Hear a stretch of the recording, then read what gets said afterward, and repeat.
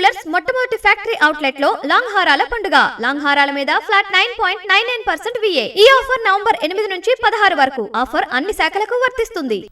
ఎర్రకోట సమీపంలో పేలుడు ఘటనపై వేగంగా విచారణ చేయాలని దర్యాప్తు బృందాలను కేంద్రం ఆదేశించింది. కారులో పేలుడును హేయమైన ఉగ్రవాద ఘటనగా అభివర్ణించింది. దీని వెనుక ఉన్నవారని, వారి సహాయకుల్ని వదలబోమని తేల్చి చెప్పింది. ప్రధాని మోదీ అధ్యక్షతన సమావేశమైన కేంద్ర మంత్రివర్గం ఢిల్లీ పేలుడును ఖండిస్తూ ఒక తీర్మానాన్ని ఆమోదించింది. ఉగ్రవాదం దాని అన్ని రూపాల పట్ల జీరో టాలరెన్స్ విధానాన్ని పునరుద్ఘాటించింది.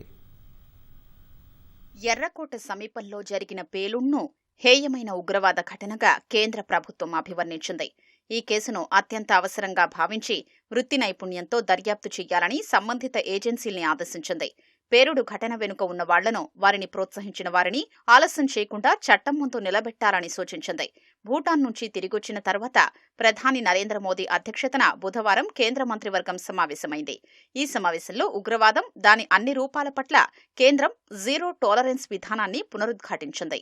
ఉగ్రవాద ఘటనలో మరణించిన వారికి గౌరవ సూచకంగా 2 నిమిషాలు కేంద్ర మంత్రివర్గం మౌనం పాటించినట్లు కేంద్ర సమాచార ప్రసార శాఖ మంత్రి అశ్విని వైష్ణవ్ తెలిపారు.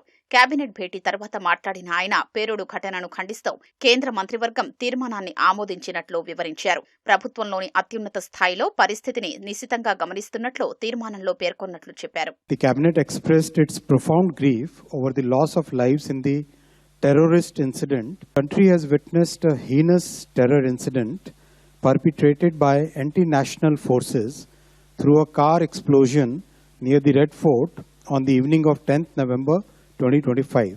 Reiterates India's unwavering commitment to a policy of zero tolerance towards terrorism in all its forms and manifestations. The cabinet directs that the investigation into the incident be pursued with the utmost urgency and professionalism so that the perpetrators, their collaborators and their sponsors are identified and brought to justice without delay. ఉగ్రవాద ఘటన గురించి కేంద్ర మంత్రివర్గానికి హోంమంత్రి అమిత్ షా వివరించారని, దాని వెనుక ఉన్నవారని చట్టం ముందు నిలబెట్టడానికి తీసుకుంటున్న చర్యల గురించి తెలియజేశారని అధికార వర్గాలు తెలిపాయి. హర్యానాలోని ఫరీదాబాద్లో అంతర్రాష్ట్ర వైట్ కాలర్ ఉగ్రవాద మాడ్యూల్ను ఛేదించిన విషయాన్ని కేంద్ర హోంమంత్రి ప్రస్తావించినట్లు సమాచారం. స్వాధీనం చేసుకున్న పేలుడు పదార్థాల పరిమాణాన్ని బట్టి చూస్తే ఒక పెద్ద దాడిని నివారించడానికి భద్రతా సంస్థలు ఎంత త్వరగా చర్యలు తీసుకున్నాయో అమిత్ షా కేబినెట్కు తెలియజేసినట్లు సంబంధిత వర్గాలు తెలిపాయి. అంతకుముందు ప్రధాని మోదీ భద్రతా మంత్రివర్గ కమిటీ CCS సమావేశాన్ని కూడా నిర్వహించారు. దీనికి రక్షణ మంత్రి రాజ్నాథ్ సింగ్, కేంద్ర హోంమంత్రి అమిత్ షా హాజరయ్యారు.